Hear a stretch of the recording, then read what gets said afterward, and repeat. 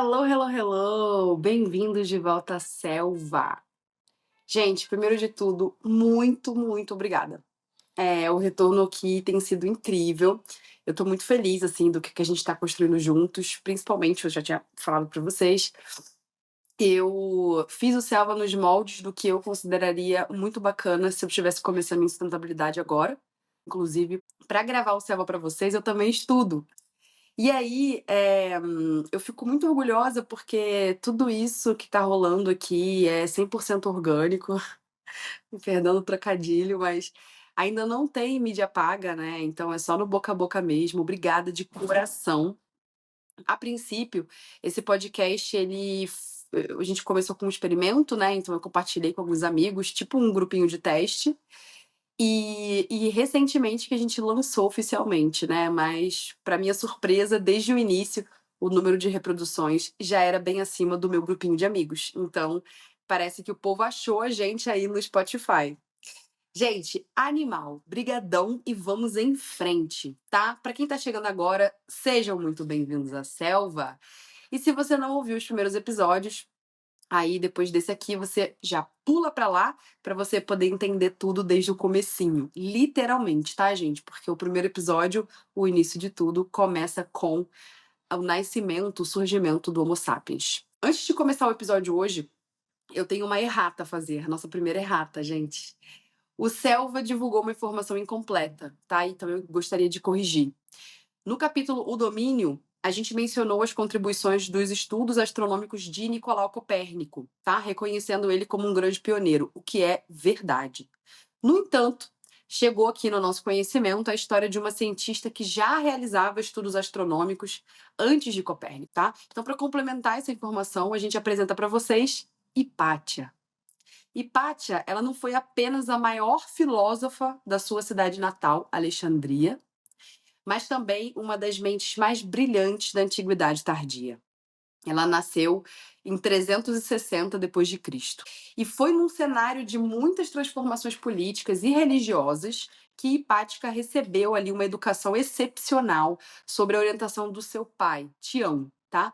Que era um renomado matemático e astronômico que lecionava no Museum, tá? Que era um local ali como se fosse um centro de formação de grandes pensadores, matemáticos, astrônomos e cientistas lá em Alexandria. E entre suas contribuições científicas, destaca-se o mapeamento de corpos celestes, um estudo que já havia sido iniciado por mesopotâmios e egípcios, tá, sobre o governo de Ptolomeu, e precedeu os cálculos de Nicolau Copérnico. Ela continuou esses estudos e descobriu ali coisas fantásticas sobre o cosmos.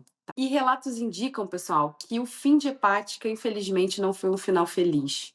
Enquanto ela ministrava uma palestra, ela foi capturada por uma multidão enfurecida e levada para uma igreja, né? Como ela continuou a ensinar e defender aí o pensamento filosófico, ela foi alvo de perseguições. Lá, infelizmente, ela foi brutalmente assassinada. E eu acho que o fim dela acaba representando ali algumas coisas, né? Tanto esse embate entre ciência, filosofia e fanatismo religioso, como também a perseguição, especialmente de mulheres na história, né? Então, fica aí a nossa contribuição, inclusive para que vocês conheçam essa pensadora mulher sensacional e empática. E a fonte aqui foi o National Geographic. Tá bom? Bom, gente, o episódio de hoje é sobre o bicho-homem, tá? Sobre nós, animais humanos.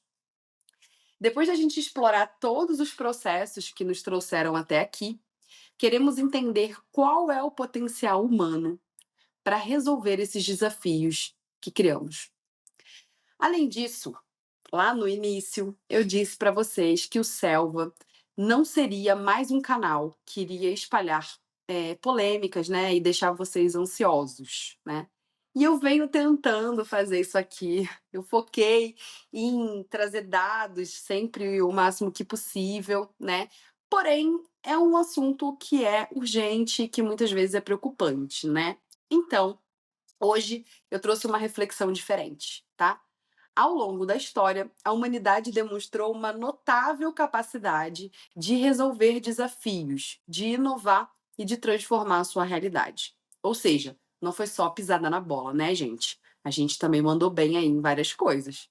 Então, assim, das descobertas científicas e as revoluções tecnológicas e até mesmo organização social e avanço cultural, como que a nossa criatividade poderia ajudar hoje nos desafios que a gente tem com relação à sustentabilidade? Será possível manter a nossa qualidade de vida atual enquanto a gente transiciona para uma realidade mais alinhada com o planeta? Bom, para responder essa pergunta, nós revisitamos os grandes feitos da humanidade e traçamos ali alguns paralelos com as soluções que a gente precisa para garantir um futuro viável, tá bom? Então já vamos entrar aqui nesse assunto que inclusive foi uma delícia fazer, porque é, é isso, né, gente? Um pouco de positividade não faz mal a ninguém e também estamos baseados em fatos. Então, o que a gente pode aprender com o passado para poder pensar em um melhor futuro, tá? Algumas dessas descobertas, elas são assim tão impactantes que elas inclusive até hoje moldam o nosso futuro, tá? A roda, a primeira revolução da mobilidade. A roda é um dos maiores marcos da engenharia humana. Estudos arqueológicos apontam que a invenção ocorreu na Mesopotâmia por volta de 1300 a.C. Inicialmente, ela era usada, né, como se fosse um torno de oleiros para modelar cerâmica. E ela rapidamente se tornou um instrumento crucial para o transporte, né, que é o mais óbvio, mas também, se a gente pensar em todas as peças, das mais grandes às menores, ela também facilitou ali o desenvolvimento de outras coisas, como máquinas, engrenagens, sistemas de propulsão, sendo fundamental para todas as revoluções inovadoras e tecnológicas que a gente teve até os dias de hoje, tá? Outra invenção maravilhosa do ser humano, a escrita. A escrita surgiu na Suméria em 3200 a.C., com os primeiros registros cuneiformes utilizados para o controle comercial e administrativo.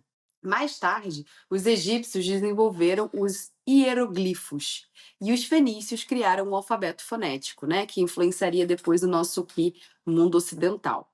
A escrita permitiu a criação das primeiras leis, do registro da história e também da disseminação do conhecimento científico. Passar para o próximo, que eu sou uma apaixonada, as pirâmides do Egito, uma engenharia monumental. As pirâmides são um testemunho do domínio avançado da engenharia e da matemática no Egito Antigo. Seu alinhamento com precisão astronômica e as técnicas de construção sem o uso das máquinas modernas que a gente tem hoje ainda intrigam cientistas e engenheiros. A Grande Pirâmide de Gizé tem um alinhamento preciso com os pontos cardeais, um feito impressionante para a época. Permanecendo de pé há mais de 4.500 anos, sua durabilidade se deve ao uso de materiais resistentes, como o calcário e o granito. A precisão na construção com juntas mínimas e o design estrutural piramidal distribui o peso de forma eficiente. Além disso, o clima seco do deserto ajudou a preservar as pedras, né? Enquanto o alinhamento preciso com os pontos cardeais minimizou os efeitos do tempo.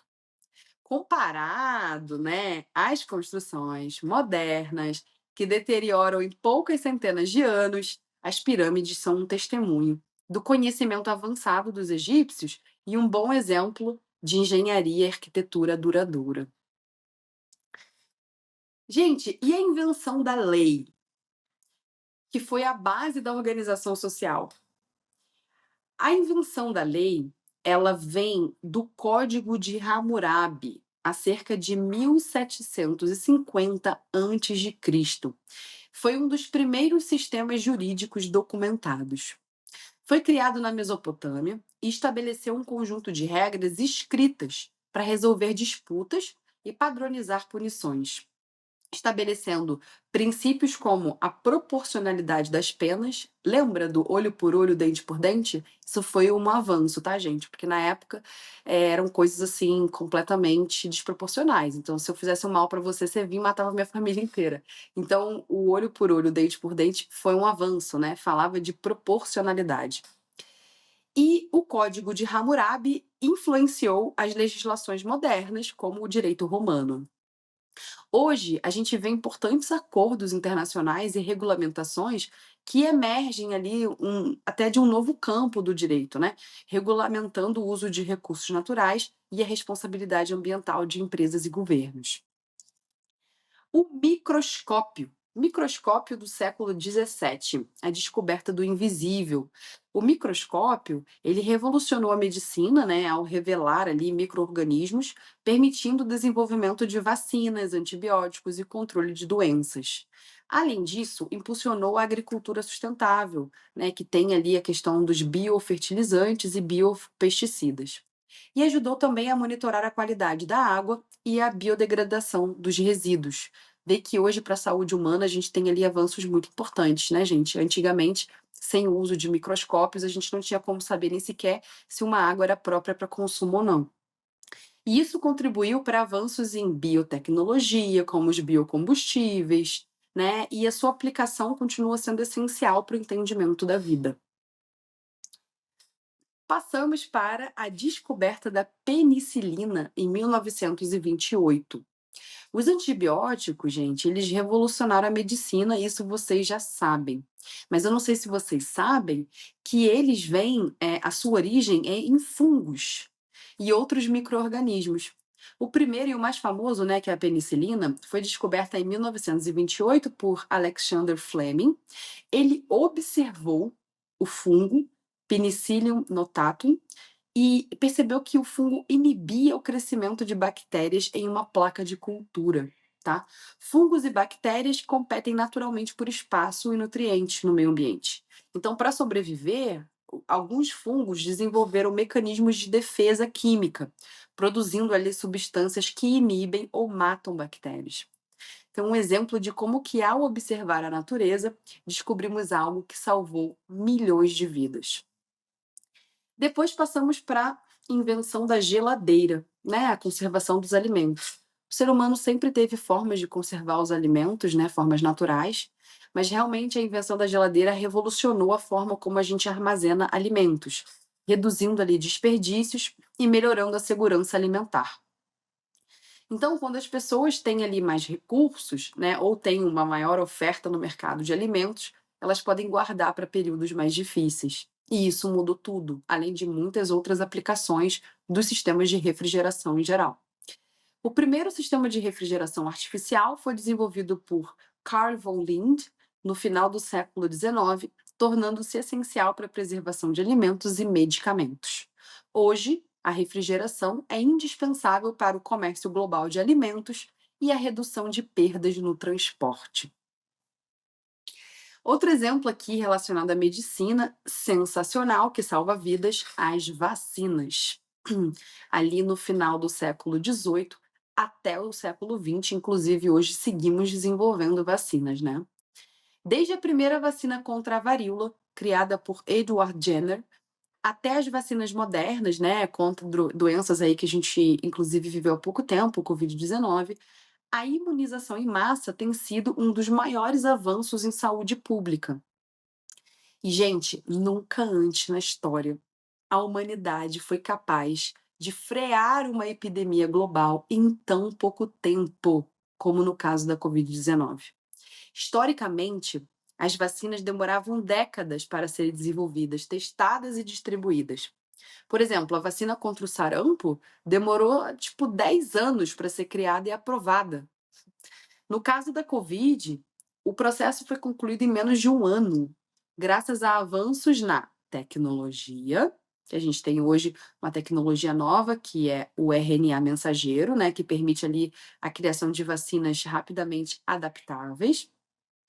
Graças à colaboração, os cientistas compartilharam dados em tempo real globalmente, investimentos que foram massivos em pesquisa e produção e também processos regulatórios acelerados, né? Os testes clínicos aí e as aprovações aconteceram de forma simultânea, mantendo ali os padrões de segurança, mas reduzindo o tempo de espera. Eu achei isso tão interessante. Vamos anotar essa fórmula? Avanços na tecnologia, colaboração, investimentos e processos regulatórios acelerados. Ok, agora vamos conhecer algumas das grandes inovações que serão essenciais para um futuro sustentável. Tudo o que a gente sabe até agora. O futuro da sustentabilidade, ele está sendo construído agora. E algumas das principais inovações, elas já estão em curso. É claro que eu não vou explicar cada uma delas em detalhe, porque senão a gente ficaria aqui com um episódio interminável, mas eu vou, assim, explicar por alto o que está sendo feito, tá bom? Primeiro, a gente tem que falar disso, não tem jeito, energias renováveis, o futuro da matriz energética. Gente, a energia renovável vem avançando muito. A energia solar e eólica, elas estão substituindo os combustíveis fósseis em várias regiões e países, pouco a pouco, tá? Então, com equipamentos cada vez menores e com mais potência, e vem barateando muito. Além disso, gente, tem uma novidade que eu não sei se vocês todos conhecem, de repente vocês escutaram o termo, mas não sabem o que é o hidrogênio verde, tá? Ele desponta como uma alternativa para setores industriais e transportes pesados. O hidrogênio verde, em grandes rasgos, assim, ele é um combustível limpo, tá? Produzido a partir da eletrólise de água, tá? Usando eletricidade de fontes renováveis como a solar e a eólica. Esse processo, gente, da eletrólise de água separa o hidrogênio do oxigênio, tá? Sem emitir poluente. E aí, o hidrogênio que resulta pode ser usado em células de combustíveis, tá? Que ele reage com o oxigênio para gerar eletricidade e ele libera apenas água como resíduo. É sensacional. É uma alternativa sustentável para substituir combustíveis fósseis e para gerar energia. Só que ele ainda está numa fase de desenvolvimento que, por enquanto, ele ainda não é viável economicamente para fazer ele ser usado em larga escala. Mas ele está sim sendo desenvolvido e vários países estão investindo pesadamente no hidrogênio verde, inclusive no Brasil. A gente tem um polo hoje de desenvolvimento do hidrogênio verde também, tá? Gente, mais uma coisa que está sendo desenvolvida hoje que é fundamental para o nosso futuro, que é a bioconstrução, né? Novos materiais e técnicas estão sendo cada vez mais usados na construção, né? A construção convencional, ela gera muito desperdício e ela consome grandes quantidades de energia, né? Enquanto a bioconstrução, ela busca integrar ali, né, os edifícios e as construções em geral ao meio ambiente de uma forma eficiente, tá? Então, alguns exemplos aqui é que as construções, quando elas são adaptadas ao clima local, elas reduzem o uso de ar-condicionado e aquecimento, né? Só para vocês entenderem que se eu moro numa região tropical onde tem muito calor, eu deveria usar materiais mais respiráveis, mais frescos, né? Em lugar de materiais que acabam transformando esse calor num calor mais intenso dentro, né? Então, isso daí é uma questão não só de sustentabilidade, mas também de conforto térmico e até de economia, né?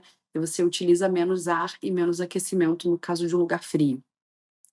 As paredes espessas mantêm a temperatura estável. A ventilação cruzada, que melhora o conforto térmico sem a necessidade de eletricidade. Então, dentro de um projeto de bioconstrução, você tem ali entradas e saídas de ar estratégicos para poder aproveitar ao máximo desse conforto térmico natural, tá? E a captação de água da chuva, ela é bem famosa, né? E ela é realmente sensacional para o uso doméstico. O uso também dos famosos tijolos ecológicos, feitos de barro, excelente qualidade, e os métodos construtivos que evitam o desperdício, tá? E reduzem ali o uso de cimento. O próprio tijolo ecológico, não sei se vocês conhecem, mas ele é um tijolo feito de barro, que ele tem uma característica parecida com o Lego, tá? Então você consegue usar muito menos cimento para encaixar, tá? Porque o cimento e o concreto, eles são altamente poluentes. E o uso dessas técnicas e materiais são parte de uma construção inteligente, tá bom? E aí passamos para os bancos de sementes. Os bancos de sementes, pessoal, são locais criados para armazenar e preservar a diversidade genética das plantas, garantindo ali que espécies essenciais para a segurança alimentar e para o equilíbrio ambiental não sejam perdidas ao longo do tempo. tá? Eles funcionam tipo um cofre do futuro, assim, protegendo as sementes contra mudanças climáticas, desastres naturais, pragas e ações humanas como desmatamento e monocultura.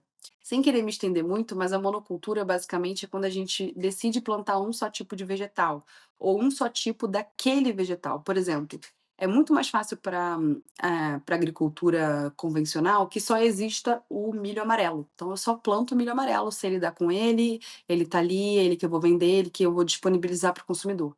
Só que a natureza criou vários tipos de milho, né? Inclusive, faz o favor, bota no Google aí vários tipos de milho, vocês vão ver que existem vários mesmo, de cores e tamanhos diferentes, roxo, vermelho, várias tonalidades ali entre o amarelo e o vermelho. E a natureza criou desse jeito por uma razão, né? Então, assim, entre vários motivos pelos quais esses diferentes tipos de um mesmo vegetal existem, é porque, dependendo das condições climáticas, pode ser que não seja adequado para o milho amarelo. Então, a natureza te oferece outras variedades, tá? Os bancos de sementes protegem espécies que poderiam ser extintas por desmatamento, poluição ou mudanças climáticas, né? E garantem aí a variabilidade genética necessária para a adaptação das plantas a novas condições ambientais. Um excelente exemplo é o Embrapa Banco Genético aqui no Brasil, tá? Que preserva a biodiversidade agrícola e florestal brasileira, incluindo ali espécies nativas da Amazônia e do Cerrado. Passamos para pesquisas de medicamento nas florestas, o potencial da biodiversidade, né? As florestas, especialmente as tropicais, como a Amazônia, são verdadeiros laboratórios naturais, repletos de espécies das mais variadas com potencial medicinal, né? Muitas das substâncias utilizadas hoje na medicina foram descobertas em plantas, fungos e micro-organismos encontrados nesses ecossistemas, tá? Um excelente exemplo é o Taxol, extraído ali do teixo do Pacífico, que é um dos quimioterápicos mais eficazes contra o câncer. As pesquisas desses medicamentos nas florestas também são chamadas de bioprospecção, e elas buscam identificar e estudar esses compostos para desenvolver ali novos tratamentos para doenças. Com o avanço da tecnologia, novas ferramentas como inteligência artificial, sequenciamento genético e a nanotecnologia estão acelerando a descoberta de compostos bioativos. Além disso, parcerias com os povos indígenas, que há séculos utilizam plantas medicinais, é fundamental para orientar a busca por novos tratamentos. Gente, proteger as florestas não é só uma questão ambiental, entendeu? É importante, é super necessário para o futuro da medicina e da saúde global. Ai, gente, é por isso assim que quando eu vejo notícia de desmatamento na Amazônia para criação de gado, para plantio de soja, nossa, eu penso nisso. Aí eu fico desculpa, gente, surtei. A floresta em pé tem muito mais valor. Gente, ainda teríamos vários exemplos para conversar, como as tecnologias aplicadas à sustentabilidade, por exemplo, os satélites que fazem análise de solo, e vários outros, gente, como blockchain. Um dia a gente vai falar aqui sobre tecnologia. Também poderíamos falar sobre mobilidade elétrica, né? Que sim, os carros elétricos eles ainda têm um desafio bastante grande com relação às baterias, mas mesmo assim, avaliando pró e contra, ele acaba sendo bem mais compatível com a sustentabilidade do que um carro tradicional que queima combustíveis fósseis, né? Poderíamos falar também das pesquisas que estão sendo feitas ali, que estão procurando alternativas para vários materiais, como o plástico, e vários outros exemplos, tá? A transição para um mundo equilibrado exige muitas coisas, mas vontade é a primeira. Vamos voltar naquela nossa fórmula que a gente anotou lá em cima? Avanços na tecnologia, colaboração, investimento e processos regulatórios acelerados. E eu adicionaria mais um, tá? Mudança de hábitos. Doeu aí? O desafio é a transição, porque ela precisa ser rápida, né? Porque o tempo está contra a gente. e ela precisa ser firme. Porque, obviamente, é muito mais barato e cômodo continuar fazendo as coisas como a gente já está fazendo. E também é uma questão política, né? Precisamos de mais direcionamentos para todos, sabe? Para nivelar o jogo. Precisamos de padrões mínimos ambientais para todas as organizações e para a sociedade. Mas, se a humanidade foi capaz de inventar tanta coisa incrível, também podemos criar soluções para a sustentabilidade, como já estamos fazendo. Assim como a roda e a eletricidade revolucionaram a história, as tecnologias sustentáveis podem ser o grande salto da humanidade. O que estamos criando agora definirá o futuro de todos nós.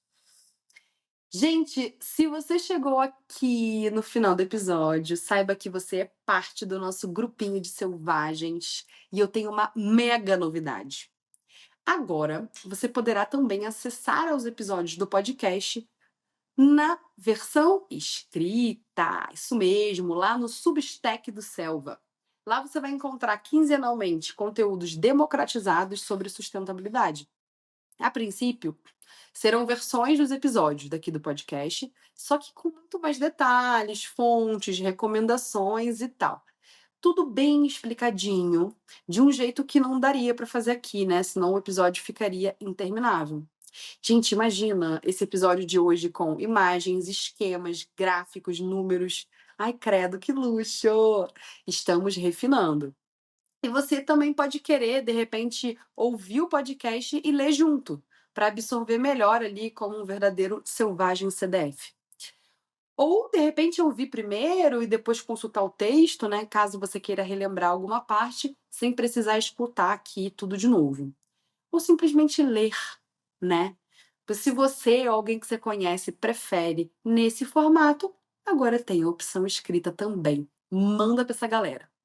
Beleza? Só não vai ter aqui a minha voz graciosa, né, gente? Aqui só para vocês o podcast.